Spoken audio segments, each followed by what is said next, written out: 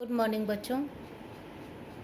आज हम यूनिट 2 का पहला चैप्टर यानी अपना तथा अपने परिवार के लिए आहार आयोजन करना का रिवीजन करने जा रहे हैं। बच्चों, इस चैप्टर में हम पहले भी पढ़ चुके हैं कि आहार आयोजन क्या है, आहार आयोजन का हमारे लिए या किसी भी गृहिणी के लिए कितना महत्व है। आहार आयोजन करते समय गृहिणी को किन किन बातों पर ध्यान देना चाहिए। आहार आयोजन करते समय कौन कौन सी ऐसी बातें हैं जो उस पर अपना प्रभाव डालती हैं, इन सब के बारे में विस्तार से पढ़ा। आज हम एक बार फिर से इसका रिवीजन करने जा रहे हैं। बच्चों, हम सभी जानते हैं कि भोजन हमारी मूल आवश्यकताओं में से है। हमारा स्वास्थ्य, हमारे शरीर का विकास हमारे आहार एवं पोषण पर निर्भर करता है। हमारा स्वास्थ्य अच्छा तभी रह सकता है, हम स्वस्थ और निरोगी तभी रह सकते हैं जब हमारा आहार संतुलित तथा पौष्टिक होगा। आहार के संतुलित अथवा पौष्टिक होने से तात्पर्य हम जो आहार ले रहे हैं उसमें शामिल किए गए भोज्य पदार्थों की मात्रा उचित होनी चाहिए, हमारे शरीर की पोषण की आवश्यकता के अनुरूप होनी चाहिए। हमारे आहार में विभिन्न खाद्य वर्ग से भोज्य पदार्थों का समावेश होना चाहिए, तभी हमारा आहार संतुलित तथा पौष्टिक होगा। बच्चों, हम यह भी जानते हैं कि एक परिवार में बहुत सारे लोग होते हैं।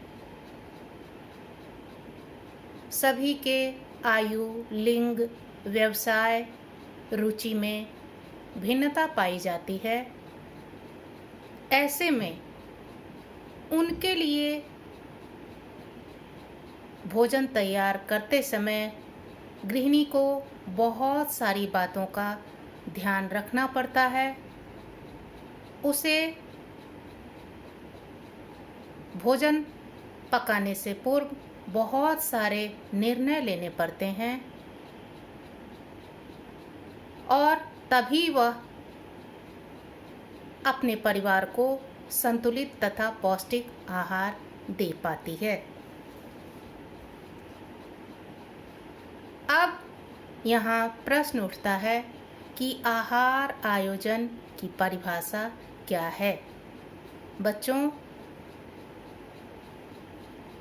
परिवार के सभी सदस्यों को उनकी पौष्टिक आवश्यकता के अनुसार रुचिकर भोजन का समय पर प्रबंध करना आहार आयोजन कहलाता है।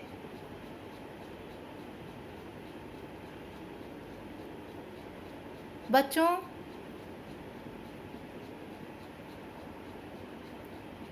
आहार आयोजन का अर्थ सिर्फ परिवार को पौष्टिक और संतुलित भोजन प्रदान करने से ही नहीं है,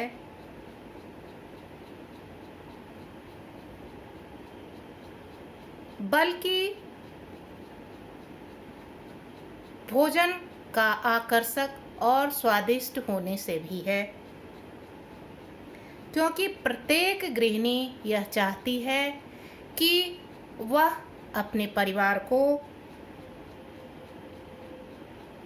ऐसा भोजन पका कर दे जो ना सिर्फ उसके भूख को मिटाए, बल्कि उसे आत्मसंतुष्टि भी प्रदान करे।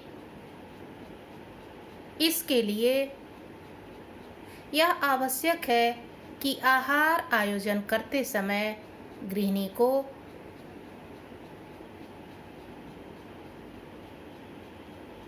आहार आयोजन के सिद्धांतों पर ध्यान देना आवश्यक होता है। ये सिद्धांत इस प्रकार से हैं, जैसे पहला है पोषण का सिद्धांत। आहार आयोजन करते समय गृहिणी को पोषण के सिद्धांत पर विशेष रूप से ध्यान देना चाहिए,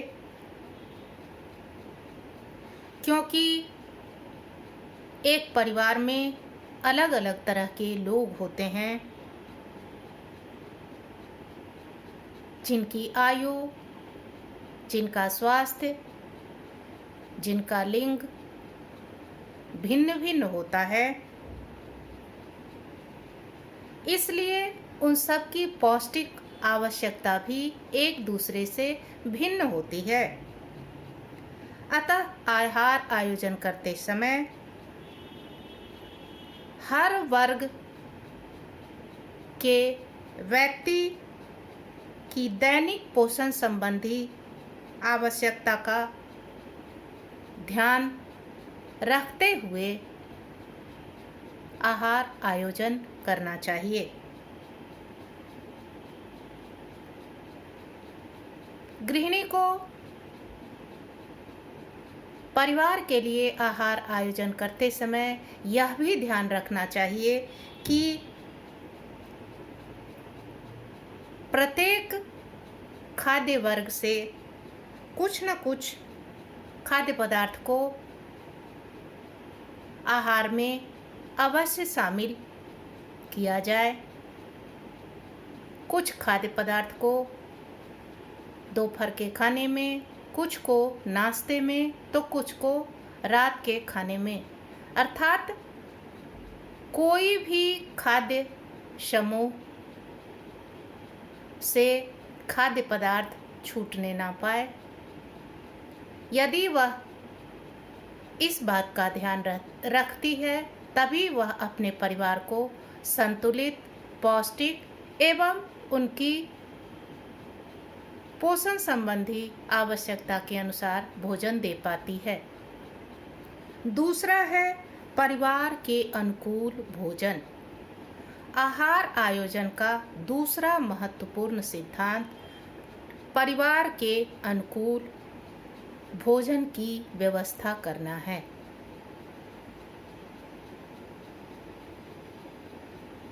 बच्चों, हम यह भी जानते हैं किसी दो परिवार की पौष्टिक आवश्यकताएं एक समान नहीं होती हैं। इसका मुख्य कारण दोनों परिवार के सदस्यों की संख्या में अंतर, सदस्यों के आयु में अंतर, परिवार के सदस्यों के रुचियों में अंतर का होना होता है। एक परिवार के लोग जहां एक दिन में 4 बार खाना पसंद करते हैं, वहीं दूसरे परिवार के लोग एक दिन में सिर्फ 2 ही बार खाते हैं। ऐसे में यह आवश्यक है कि जिस परिवार के लोग एक दिन में सिर्फ 2 बार खाते हैं, उनका खाना इस प्रकार का हो कि वह उनके पौष्टिक आवश्यकता को पूरा कर सके। अर्थात उनका 2 बार का खाना ही इतना पर्याप्त हो कि उनके दैनिक पोषण संबंधी आवश्यकता में किसी प्रकार की कमी ना रह जाए। इसके बाद आता है आहार में नवीनता लाना। आहार आयोजन का यह सबसे महत्वपूर्ण सिद्धांत है। बच्चों, हम सभी एक ही प्रकार का भोजन रोज रोज खाते खाते ऊब जाते हैं। इसलिए आहार में नवीनता लाना, आहार में परिवर्तन लाना बहुत ही आवश्यक होता है। इसके लिए गृहिणी को बहुत सी बातों का ध्यान रखना पड़ता है, जैसे विभिन्न भोज्य पदार्थों का चयन। जब गृहिणी भोजन तैयार करती है तो उसे यह चाहिए कि वह अलग अलग भोज्य पदार्थों को आहार में शामिल करे। ऐसा करने से आहार में अपने आप परिवर्तन हो जाता है। दूसरा है रंग योजना में नवीनता लाना। बच्चों, भोजन के रंग में परिवर्तन करके भी आहार में नवीनता लाया जा सकता है। उदाहरण के लिए दोपहर के खाने में प्रायः दाल, चावल, सब्जी, रोटी, रायता, सलाद वगैरह लोग खाते हैं।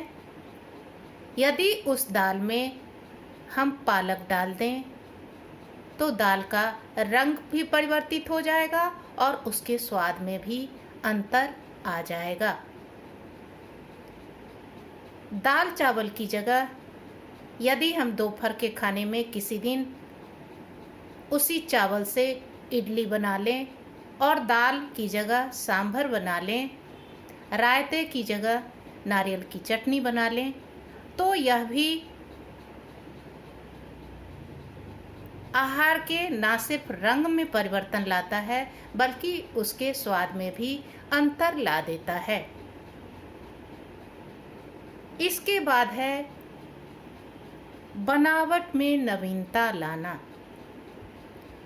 बच्चों, आहार के बनावट से तात्पर्य भोजन का नरम, कुरकुरा या तरल होना होता है।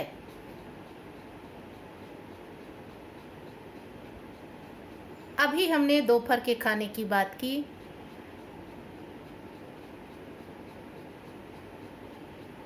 तो कुछ लोग दोपहर में रोटी खाना पसंद करते हैं। रोटी प्रायः मुलायम होता है। रोटी, दाल, सब्जी खाते हैं। कभी कभी रोटी की जगह भड़ा हुआ भड़वा पराठा बनाया जा सकता है। दाल की जगह तड़का बनाया जा सकता है। रस वाली सब्जी की जगह कुरकुरा भुजिया बनाया जा सकता है। इस तरह से भी हम खाने के आहार के बनावट में परिवर्तन ला सकते हैं। जैसे कुछ लोगों को दूध पीना पसंद नहीं होता है या हमेशा दूध पीने से ऊब जाते हैं, तो वैसे में दूध को फाड़कर पनीर बनाया जा सकता है। उस पनीर का स्टफ्ड या भड़वा पराठा बनाया जा सकता है। पनीर की सब्जी बनाई जा सकती है। तो इस तरह से भी आहार के बनावट में परिवर्तन लाया जा सकता है। इसके बाद है स्वाद तथा सुगंध में नवीनता लाना। बच्चों, आहार आयोजन करते समय गृहिणी को यह भी ध्यान रखना चाहिए कि हमेशा एक ही स्वाद और सुगंध का भोजन खाते खाते लोग ऊब जाते हैं और कई बार ऐसा भी होता है कि भोजन के प्रति उनकी अरुचि पैदा हो जाती है। वे खाने को खा तो लेते हैं पर बिना मन से खाते हैं, जिसके कारण उनको आत्मसंतुष्टि नहीं मिलती है। इसलिए गृहिणी को चाहिए कि वह खाने के स्वाद तथा सुगंध को परिवर्तित करते रहे। इसके लिए उसे अलग अलग तरह के मसालों का व्यवहार करना चाहिए, जिससे खाने के स्वाद और रंग दोनों में ही परिवर्तन आ जाता है। इसके बाद है तृप्तिदायक। बच्चों, आहार आयोजन का एक महत्वपूर्ण सिद्धांत भोजन को तृप्तिदायक होना चाहिए। तृप्तिदायक आहार से तात्पर्य ऐसे आहार अथवा भोजन से है जिसको खाने के बाद व्यक्ति संतोष और तृप्ति का अनुभव करे।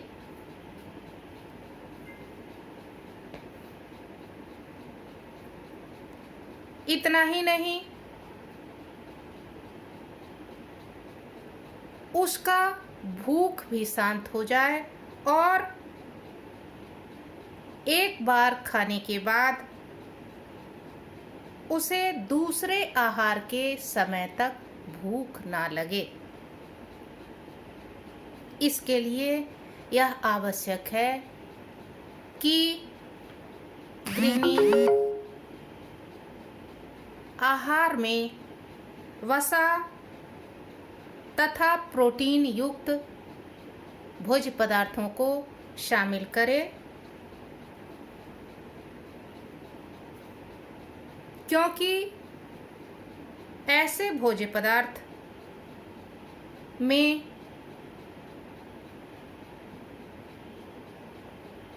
लोगों को संतुष्टि का अनुभव होता है।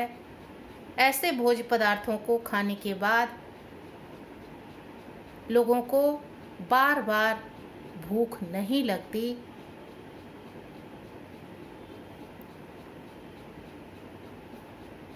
इसके बाद है समय, शक्ति एवं धन की बचत करना। आहार आयोजन का यह भी एक महत्वपूर्ण सिद्धांत है कि वह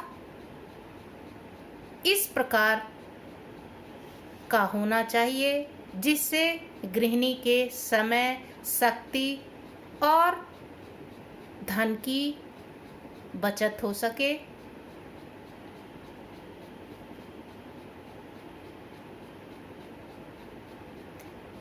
इसके लिए यह आवश्यक है कि गृहिणी एक बार यह निर्णय कर ले कि उसे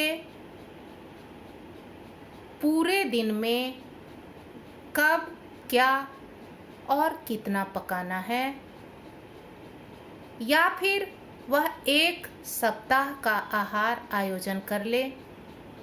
यानी सोमवार को क्या पकाना है, मंगलवार के पूरे दिन का आहार आयोजन क्या होगा, बुधवार के पूरे दिन का आहार आयोजन क्या होगा। ऐसा कर लेने से गृहिणी के समय, शक्ति और धन तीनों की बचत हो जाती है। इतना ही नहीं, जब वह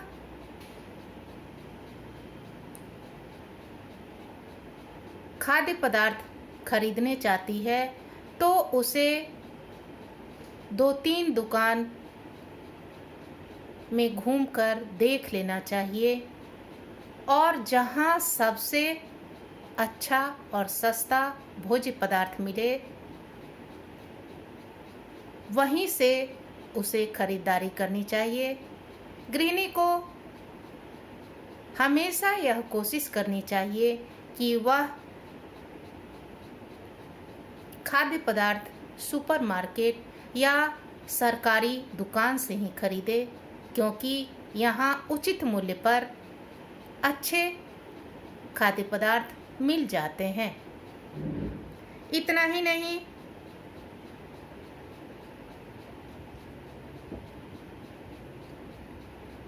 हमें या गृहिणी को उतनी ही मात्रा में खाद्य पदार्थ खरीदनी चाहिए जितनी कि उसे आवश्यक हो। आवश्यकता से अधिक खाद्य पदार्थ को खरीद लेने पर उसे सुरक्षित रखने की समस्या होती है। यदि गृहिणी के पास उसे सुरक्षित रखने का साधन नहीं है तो वह खाद्य पदार्थ व्यर्थ में बर्बाद हो जाता है और पैसे का नुकसान होता है। धन्यवाद बच्चों। तो आज हमने एक बार फिर से आहार आयोजन क्या है, आहार आयोजन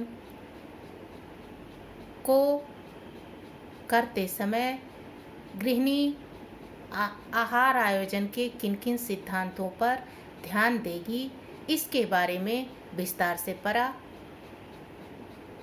अगली कक्षा में फिर मिलते हैं।